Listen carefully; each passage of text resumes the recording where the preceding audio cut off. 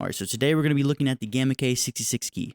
First, I want to say that you could find a link to this keyboard in the description, and I will get a little bit of kickback if you decide to buy it. But without further ado, let's talk about this keyboard. This keyboard straight out the box looks really clean. It's not like other keyboards that are around this price point of only $60. Usually they all look the same, but as you can tell, this one looks totally different. So as for the case, it is acrylic plastic, and the switches are actually mounted on instead of having a mounting plate. This keyboard's strong suit is the RGB. Now, I'm not a really big fan of the RGB thing, but if I was going to do it, this is it. This keyboard is hot swappable, which is awesome considering the price. For the keycaps, they are ABS plastic, but around this price point, it's pretty normal. The only thing I can think of that could have made this keyboard better is the stabilizers. They are really rattly.